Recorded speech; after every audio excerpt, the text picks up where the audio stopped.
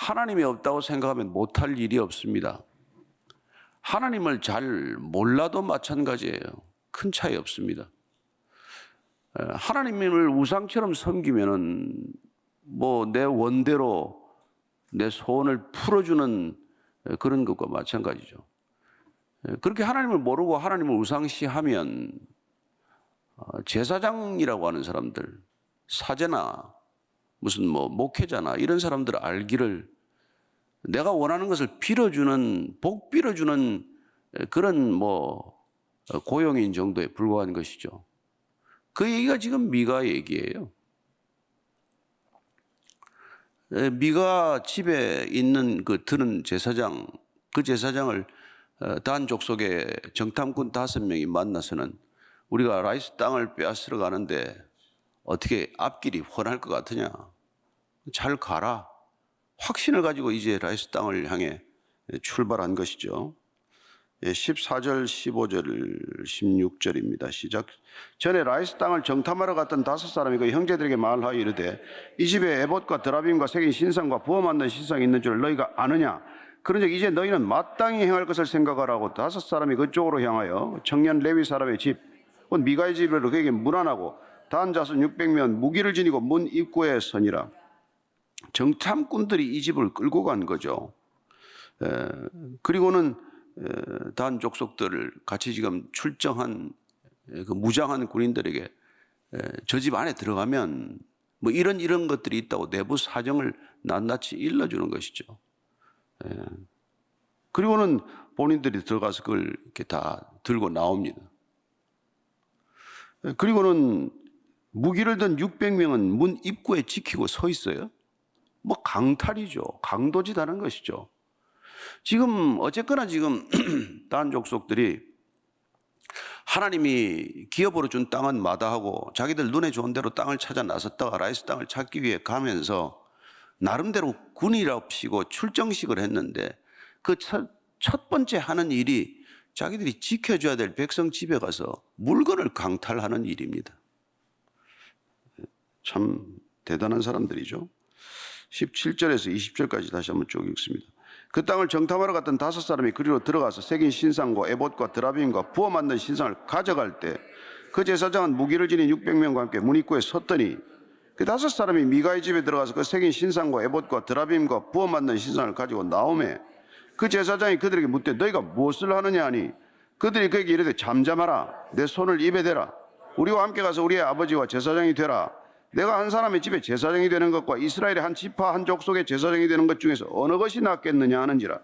그 제사장이 마음에 기뻐하여 에봇과 드라빔과 새긴 우상을 받아가지고 그 백성 가운데로 들어가니라. 여러분 이 얘기는 우리가 뭐 이미 기억하다시피 어떻게 시작된 얘기입니까? 미가가 어머니 돈 훔친 거로 시작이 됐어요.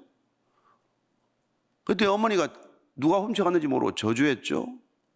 근데 아들이 또 그게 찔려서 돌을 내놨어요. 그랬더니 그 돌려받은 돈 가지고 은 신상을 만들었습니다. 그랬더니 이제 미가가 아니 신상이 있는 김에 뭐 떡 본 김에 제사 지낸다고 드라빔도 만들고 에봇도 만들어서 신당을 구색을 완비한 거예요.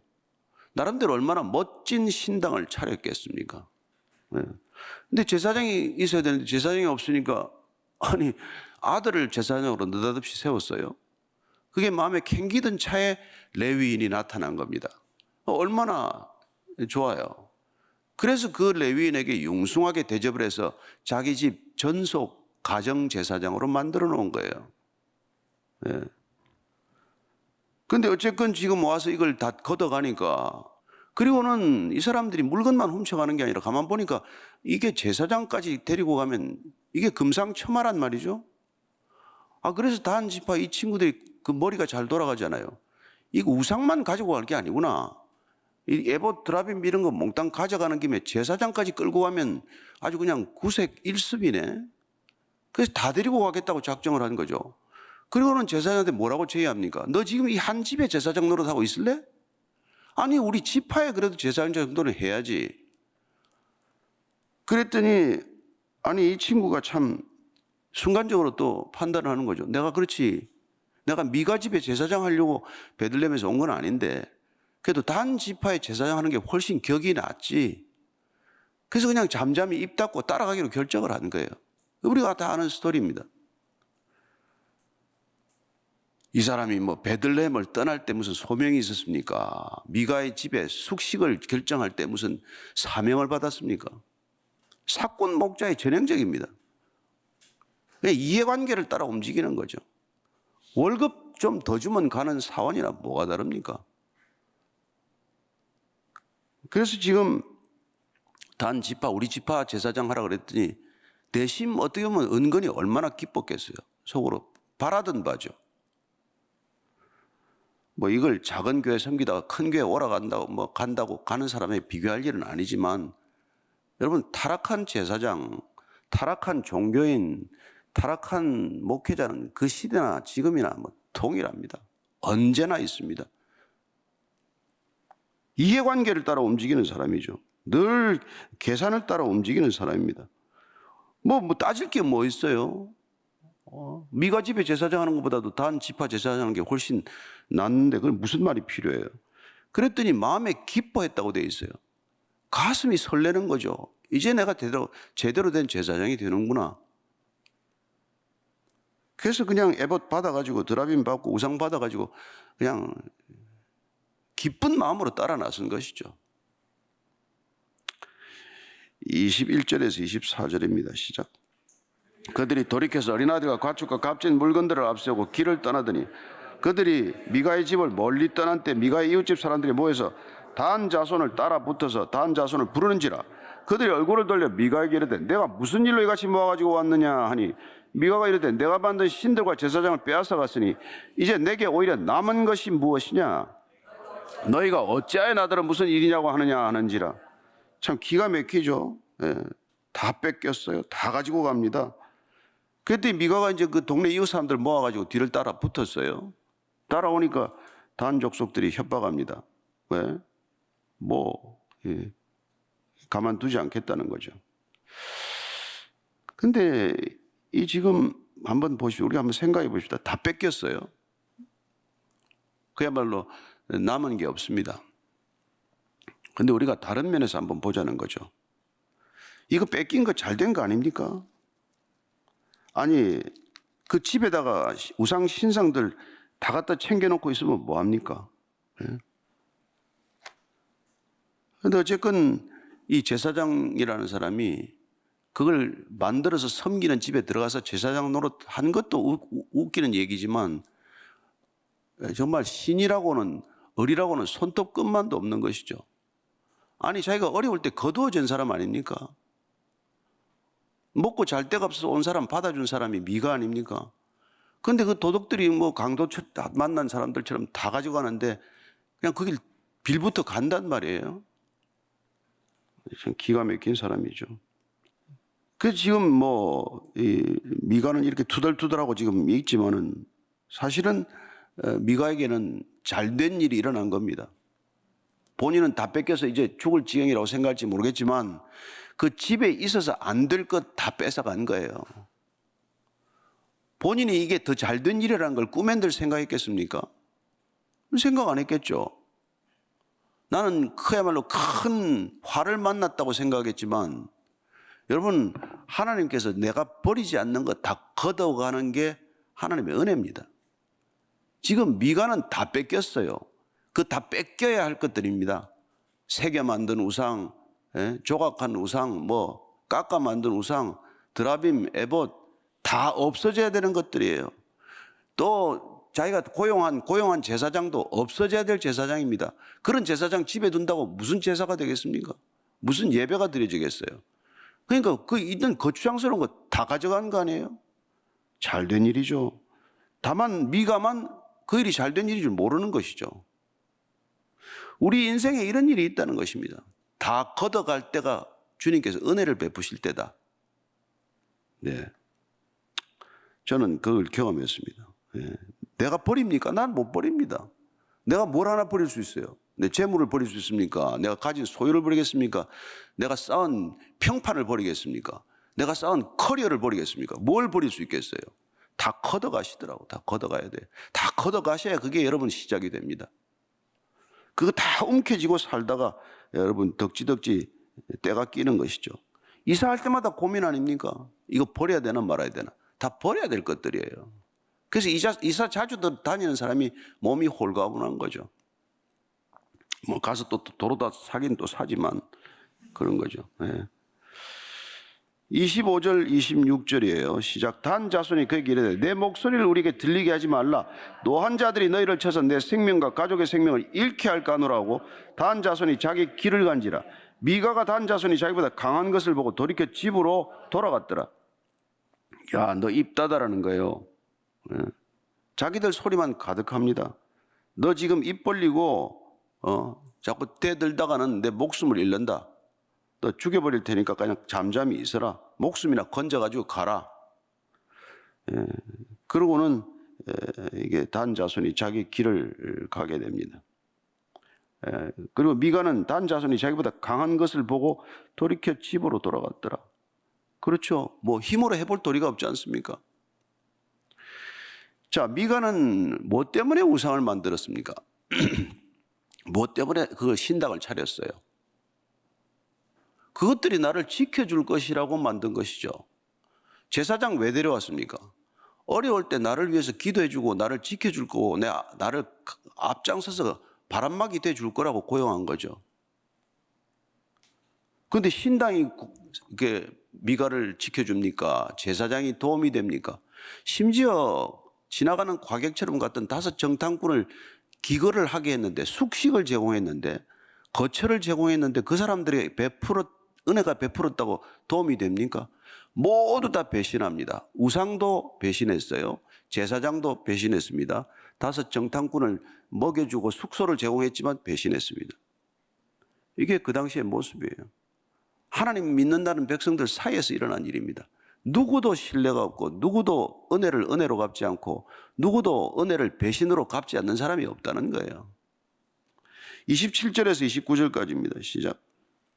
다 자손이 미가가 만든 것과 그 제사장을 취하여 라이스에 이르러 한가하고 걱정 없이 사는 백성을 만나 칼날로 그들을 치며 그 성읍을 불사르되 그들을 구원할 자가 없었으니 그 성읍이 베드로업 가까운 골짜기에 있어서 시돈과 거리가 멀고 상종하는 사람도 없음이었더라. 단 자손이 성읍을 세워 거기 거주하면서 이스라엘에게서 태어난 그들의 조상 단의 이름을 따라 그 성읍을 단이라니라. 그 성읍의 본 이름은 라이스였더라.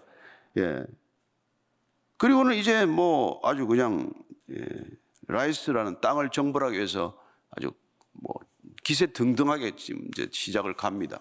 그 길을 가는 거예요. 그리고는 한가롭고 아무 걱정 없이 사는 백성들을 학살하고 그 성을 빼앗는 것이죠. 근데 그 성은 도움을 청할 곳이 없는 사람들입니다.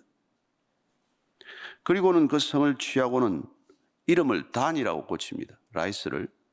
이 라이스를 이름을 단이라고 고침으로써 어떤 결과를 낳습니까? 자기들이 의도한 거는 이제부터는 이 성 라이스는 우리 단 지파의 땅이다 라는 것을 선포한 것이에요. 그래서 성 이름을 단으로 불렀죠. 그러나 성경이 우리에게 알려주는 말은 뭡니까? 그들이 라이스를 단이라고 부름으로써 단 지파는 하나님의 기업을 버리고 하나님의 뜻을 저버리고 등진 채 그들이 자기 뜻대로 자기의 마음대로 자기의 정욕대로 라이스라는 성읍을 탈취한, 그렇게 하나님을 배신한 지파가 되고 말았다. 그걸 공언하는 것이고 기록한 거란 말이에요. 그 라이스를 단이라고 이름 붙임으로써 그런 결과를 맞게 되는 것입니다. 하나님이 가만 내버려 두겠습니까? 우리가 나중에 20장 21장으로 가면 아시겠지만은 단 지파를 그냥 내버려 두지 않습니다. 거의 멸절할 위기를 맞게 됩니다. 하나님께서 그에 상응하는 조치를 취하고 마는 것이죠. 30절 31절입니다. 시작. 단 자손이 자기들을 위하여 새긴 신상을 세웠고 모세의 손자요 게르솜의 아들인 요나단과 그의 자손은 단 지파의 제사장이 되어 그 땅 백성이 사로잡히는 날까지 이르렀더라. 하나님의 집이 실로에 있을 동안에 미가가 만든 바 새긴 신상이 단 자손에게 있었더라. 깜짝 놀랄 일이 일어나죠. 저는 이 사사기를 쓴 사람이 너무 재밌어요. 이게 맨 먼저 나와야 될 얘기인데 제일 나중에 갖다 붙여놨어요. 그리고 제일 먼저 소개하고 싶은 이름인데 그 얘기를 숨겨서 제일 마지막에 그 이름을 밝힙니다. 요나단이다. 이 레위인 제사장, 베들레헴에 있어야 할 이스라엘의 제사장이 길을 떠나서 미가의 집에 이르는 사람은 요나단이다. 누구라고요? 모세의 손자라는 거예요. 게르솜의 아들이라는 겁니다. 이렇게 중요한 얘기를 왜 여기까지 그냥 감춰놨을까? 궁금하기 짝이 없는 얘기예요. 결론은 뭡니까? 위대한 모세의 신앙도 3대가 안 간다는 거예요. 할아버지의 신앙이 손자한테 안 간다는 겁니다. 여러분, 모세가 누굽니까? 율법을 받은 사람 아닙니까? 그럼 손자는 꼭 그 신앙이 좋아야 되나? 뭐 그렇게 말할 수 있고 뭐 항변할 수 있을지 모르겠지만, 그래 꼭 모세의 신앙이 손자대까지 가야 된다는 뭐 법은 없겠지만, 그러나 그 위대한 신앙도 신앙에 목숨을 걸지 않으면 3대를 못 가서 이런 제사장을 배출하고 만다는 거예요. 그러면 이 지금 이 요나단은 어떻게 생각했어요? 그런 의식이 없죠. 베들레헴에 먹기 어렵다가 미가지 와서 먹고 살만했는데 한 가정 제사장으로서는 불만족이었는데 단 지파의 제사장이 되어서 성공했다고 생각할 것입니다. 그리고 요나단의 자손들이 계속해서 단 지파에게 충성함으로써 계속 제사장직을 제수했다는 거예요. 그러면 무슨 말입니까? 그들이 단 지파로서의 제사장을 맡고 있는 걸 자랑스러웠기 때문에 그걸 계속했다는 뜻 아니에요? 네. 그래서 이스라엘의 제사장으로 임명된 아론의 후예들, 이 모세의 후손들이 이렇게 기가 막힌 종교인들로 전락하고 말았다. 이 얘기를 지금 하고 있는 것이요. 이렇게 종교가 타락했으니 이스라엘이라고 하는 한 시대상은 그 모습이 어떻겠냐라는 걸 우리에게 일러주고 있는 것이죠. 참 기가 막힌 얘기입니다. 그럼 도대체 우리는 어떻게 살아야 하는 겁니까? 이렇게 할아버지가 모세라도 이런 신앙을 가질 수밖에 없다면, 이렇게 신앙이 타락할 수밖에 없다면 우리는 뭐가 믿음 생활이냐는 것이죠. 디모데전서 1장 19절입니다. 시작. 믿음과 착한 양심을 가지라. 어떤 이들은 이 양심을 버렸고 그 믿음에 관하여는 파선하였느니라. 여러분, 바른 믿음, 선한 양심을 버리고 무슨 하나님의 일을 합니까? 바른 믿음, 선한 양심이 없으면, 그러면은 믿음에는 반드시 파선한다는 거예요. 파선이라는 게 배가 부러져서 바다에 빠져 죽는 게 파선이에요. 기껏 종교인으로 시작을 했는데 종교인의 후손들인데 이런 꼴로 전락하고 말았다는 거예요. 얼마나 무서운 얘기입니까? 여러분, 신앙이 왜 죽고 사는 문제라고 말하겠어요? 왜 우리는 거룩을 잃어버리면 다 잃어버린다고 말하겠습니까? 끝까지 그 믿음을 지키는 것, 그것이야말로 가장 하나님께서 우리에게 바라시는 것 아니겠습니까? 예레미야서 한번 보면은요, 예레미야서 1장 16절입니다. 같이 읽습니다. 시작.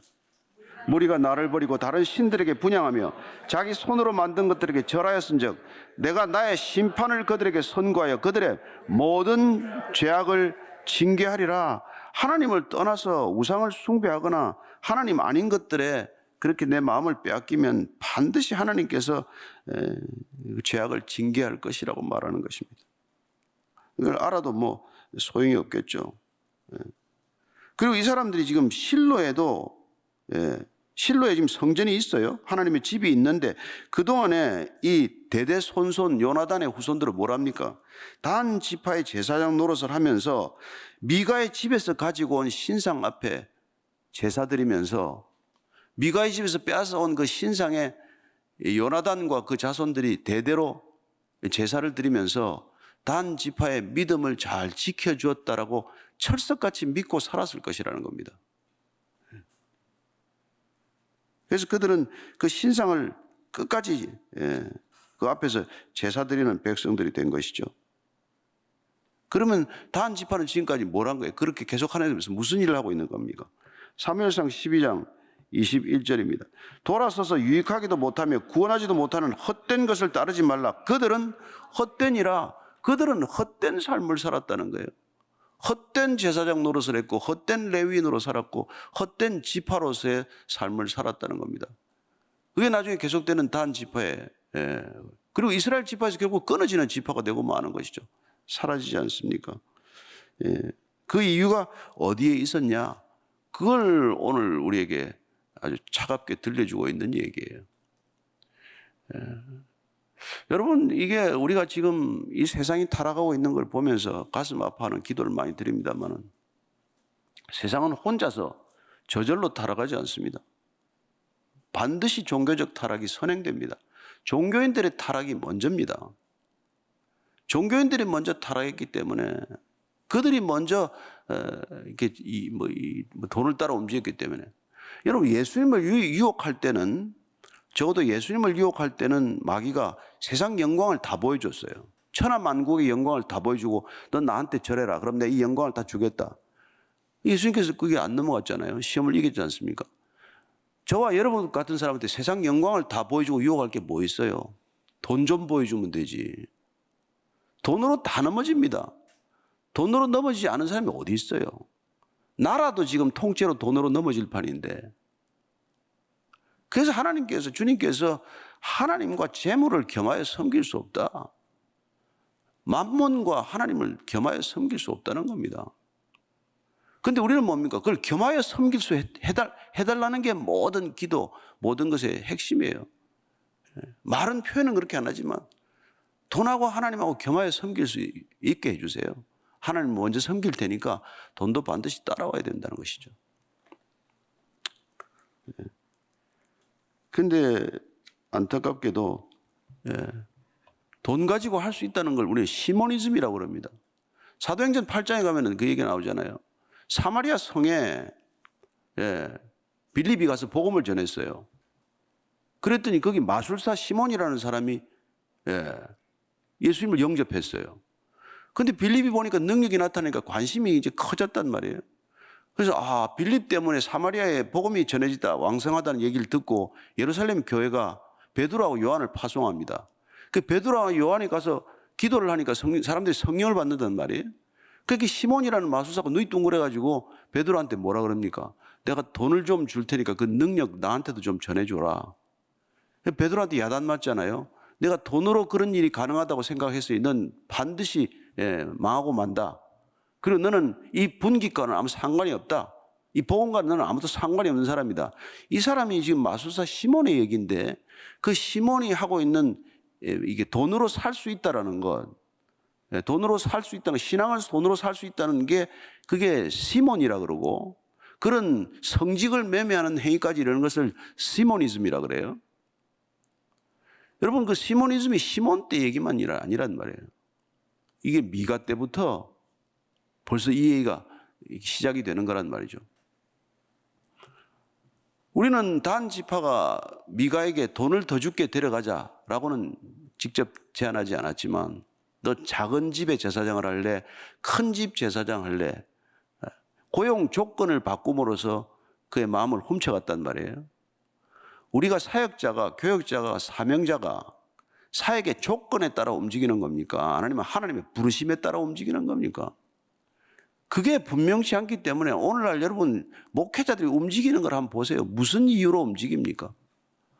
미가 욕할 게 뭐 있어요? 요나단 욕할 사람 누가 있습니까?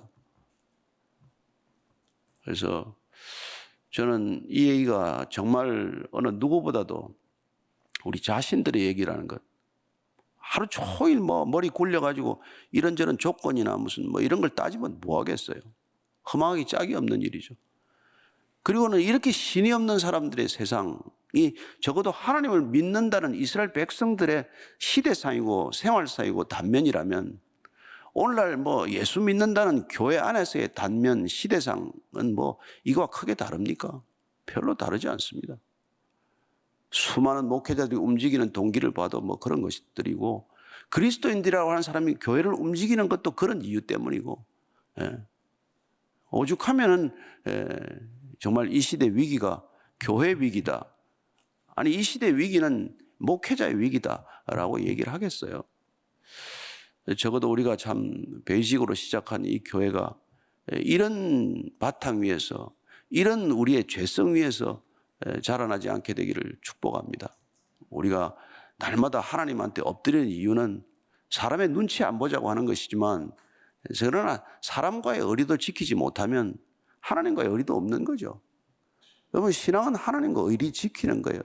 끝까지 내가 아무리 손해보고 내 목숨을 내놓는 한이더라도 의리 지키는 게 그게 우리의 신앙이고, 하나님을 믿기 때문에, 그렇게 우리가 섬기기로 결단했기 때문에 하나님이 택한 백성들, 하나님이 내 백성이라고 삼는 사람들과의 관계도 그런 관계 위에서 시작되어야 하고, 그런 관계를 지켜나가야 한다는 것입니다. 따지고 머리 굴리고 계산해봐야 여러분 시모니즘으로 귀결된다는 것을 기억하십시오. 우리가 노골적으로 매관매직하듯 무슨 제사장직을 사고 파는 건 아니지만, 우리가 움직이고 행동하는 모든 동기가 그런 고용 조건이나 그런 돈과 같은 것이라면 우리는 요나단과도 다를 바가 없고 시몬과도 다를 바가 없고 어떤 것과도 다를 바가 없는 사람이 되고 마는 것이죠.